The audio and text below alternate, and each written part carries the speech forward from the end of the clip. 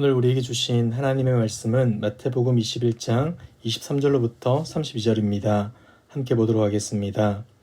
예수께서 성전에 들어가 가르치실새 대제사장들과 백성의 장로들이 나와 이르되 내가 무슨 권위로 이런 일을 하느냐 또 누가 이 권위를 주었느냐. 예수께서 대답하시되 나도 한 말을 너희에게 물으리니 너희가 대답하면 나도 무슨 권위로 이런 일을 하는지 이르리라. 요한의 세례가 어디로부터 왔느냐? 하늘로부터냐? 사람으로부터냐? 그들이 서로 의논하여 이르되 만일 하늘로부터라 하면 어찌하여 그를 믿지 아니하였느냐 할 것이요 만일 사람으로부터라 하면 모든 사람이 요한을 선지자로 여기니 백성이 무섭다 하여 예수께 대답하여 이르되 우리가 알지 못하노라 하니 예수께서 이르시되 나도 무슨 권위로 이런 일을 하는지 너희에게 이르지 아니하리라. 그러나 너희 생각에는 어떠하냐? 어떤 사람에게 두 아들이 있는데 맏아들에게 가서 이르되 예 오늘 포도원에 가서 일하라 하니 대답하여 이르되 아버지 가겠나이다 하더니 가지 아니하고 둘째 아들에게 가서 또 그와 같이 말하니 대답하여 이르되 실소이다 하였다가 그 후에 뉘우치고 갔으니 그 둘 중에 누가 아버지의 뜻대로 하였느냐? 이르되 둘째 아들이니이다. 예수께서 그들에게 이르시되 내가 진실로 너희에게 이르노니 세리들과 창녀들이 너희보다 먼저 하나님의 나라에 들어가리라. 요한이 의의 도로 너희에게 왔거늘 너희는 그를 믿지 아니하였으되 세리와 창녀는 믿었으며 너희는 이것을 보고도 끝내 뉘우쳐 믿지 아니하였도다. 아멘. 오늘의 본문에는 예수님과 종교 지도자들 사이에 있었던 논쟁이 기록되어 있습니다. 이 논쟁은 백성들을 가르치던 성전에서 있었던 일로 논쟁의 핵심은 권위에 대한 것입니다. 23절을 보시면 대제사장들과 장로들이 이렇게 질문합니다. 네가 무슨 권위로 이런 일을 하느냐? 또 누가 이 권위를 주었느냐? 여기서 예수님이 행하고 있는 이런 일이란 성전에서 날마다 백성들을 가르치는 행위를 말합니다. 그리고 이를 좀 더 확대해서 생각해 보자면 앞에서 있었던 성전 청결 사건을 포함하는 것이 되겠죠. 당시 성전 일에 대한 결정권은 오롯이 대제사장을 비롯한 종교 지도자들의 몫이었습니다. 그런데 갑자기 예수라는 사람이 나타나 자기 마음대로 행동하였던 것이죠. 그들은 이런 예수님의 행동이 불편했고 그래서 이렇게 질문한 겁니다. 당신은 누구를 믿고 성전에서 이렇게 행동을 합니까? 이들의 질문을 조금 자세히 생각해 볼 필요가 있습니다. 왜냐하면 이 질문이 겉으로 보기에는 단순한 질문처럼 보이지만 실제로는 함정이 포함되어 있는 질문이기 때문이죠. 생각을 해보십시오. 만약 이 질문에 예수님께서 하나님에게서 권위를 받았다라고 답을 한다면 어떻게 되겠습니까? 그들은 망설임 없이 예수님을 신성모독죄로 고소를 할 것입니다. 그렇다고 해서 아무에게서도 권위를 받지 않았다라고 답할 수도 없었습니다. 왜냐하면 예수님이 하셨던 많은 사역의 이유를 설명할 방도가 없었기 때문이죠. 어쩌면 지금 예수님은 이러지도 저러지도 못하는 난처한 상황에 처하게 된 것입니다. 여러분이 만약 이와 같은 상황에 처하게 된다면 어떻게 답하겠습니까? 쉽지 않을 겁니다. 우리 예수님은 이들의 질문에 직접적인 답을 하지 않으시고 도리어 세례 요한에 관한 질문으로서 이 답변을 대신합니다. 25절입니다. 요한의 세례가 어디로부터 왔느냐? 하늘로부터냐? 사람으로부터냐? 예수님의 질문은 그들의 질문보다 깔끔합니다. 요한의 세례가 하나님께로부터인지 아니면 사람으로부터인지 둘 중 하나를 택하라는 것이죠. 그런데 그들에게 이 질문은 깔끔하지도 쉽지도 않았습니다. 요한의 세례를 하늘로부터라고 답한다면 요한을 받아들이지 않았던 그들의 모습을 설명할 수 없었기 때문이죠. 반대로 요한의 세례를 사람의 일로 답한다면 세례 요한을 하나님의 선지자로 생각했던 백성들의 민심을 감당할 수 없었기에 그들은 이렇게도 답할 수 없었던 것입니다. 이러한 복잡한 이유들로 인하여서 그들의 의견은 모아지지 않았고 결국 이렇게 답해버립니다. 우리가 알지 못하노라. 그들은 비겁하게 대답을 회피합니다. 요한을 선지자라 여기지 않았지만 백성들이 보일 행동이 무서워서 이렇게밖에 답할 수 없었던 것이죠. 이에 예수님께서는 그들의 불성실한 답변에 나도 무슨 권위로 성전에서 일을 하고 있는지 말하지 않겠다라고 하십니다. 그리고 그들 또한 예수님의 이러한 대답에 침묵하게 됩니다. 이에 예수님께서는 이들의 위선적인 모습을 지적하고자 한 가지 비유를 드시는데 바로 두 아들에 관한 비유입니다. 이 비유를 보자면 포도원에 가서 일하라는 아버지의 말에 맏아들은 가겠다 말하지만 실제로는 가지 않습니다. 그러나 둘째 아들은 싫다고 말했지만 나중에 뉘우치고 가게 됩니다. 처음부터 끝까지 순종했다면 너무나 좋겠지만 두 아들은 그렇게 하지 못했던 것이죠.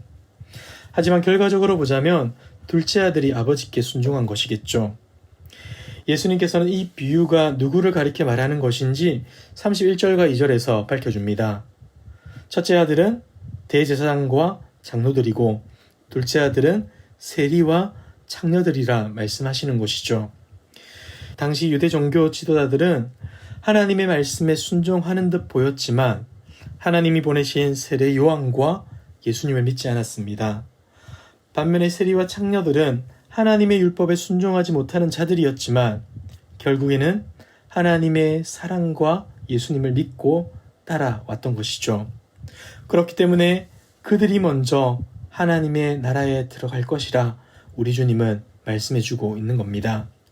사랑하는 성도 여러분, 여기서 중요한 것은 어떻게 대답을 했느냐도 어떤 직분과 직책과 명성을 가지고 있느냐도 아니라는 겁니다. 믿고 있느냐, 순종하고 있느냐가 무엇보다 중요하다는 것이죠. 만약 우리가 이제껏 쌓아놓은 명예와 권력을 하나님과의 관계보다 더 중시 여기며 살아가고 있다면 하나님은 우리를 그대로 두지 않으실 것이라 경고하고 있는 것입니다. 오늘의 말씀을 정리하며 두 가지를 한번 생각해 보았으면 좋겠습니다. 먼저는 우리는 어떤 말을 하고 있는지 돌아봅시다. 예수님께 질문하는 종교 지도자들의 모습을 다시 한번 봅시다. 예수님께 무언가를 여쭙고 예수님을 알고 싶어 하는 것은 매우 긍정적인 일입니다. 그러나 여기에는 질문의 의도가 무엇인가 라는 단서가 있어야 합니다. 여러분, 지도자들의 질문의 의도가 무엇입니까? 그들은 정말 아무것도 몰라서 질문하고 있습니까? 아니면 예수님으로부터 참된 복음의 진리를 듣고 싶어서 질문하고 있습니까? 둘 다 아닙니다. 그들의 의도는 예수님을 정죄하고 넘어뜨리기 위해 질문한 것입니다. 함정에 빠뜨려 더 이상 영혼을 위한 사역을 하지 못하게 하기 위한 목적으로 그와 같은 질문을 했던 것이죠. 사랑하는 성도 여러분, 그렇다면 우리는 지금 어떤 말을 하고 있습니까? 나를 변호하기 위하여, 나의 정당함을 주장하기 위하여, 어떤 경우 다른 사람을 짓밟고 일어나기 위하여서 나쁜 말, 악한 말을 하고 있지는 않습니까? 하나님의 은혜로 살아가는 자들은 말이 달라져야 합니다. 우리의 마음속에 하나님의 은혜가 있음을 보여주는 입술이 되어야 한다는 것입니다. 여러분, 우리의 입술에 무심코 내뱉는 말이라 할지라도 그것이 다른 사람들에게 상처와 아픔이 아니라 따뜻한 위로와 격려를 전하는 저와 여러분들 모습 되길 주님의 이름으로 축복합니다. 두 번째로는 우리가 어떤 말을 해야 하는지를 생각해 봅시다. 종교 지도자들의 입에서 나온 말은 사람을 어렵게 하고 힘들게 하는 말이었습니다. 예수님을 넘어뜨리고자 하는 말이었죠. 반면에 예수님의 말은 달랐습니다. 23절을 보시면 우리 주님의 입에서 나온 말은 무지한 백성들을 가르치는 말이었고 천국 복음을 전하는 말이었습니다.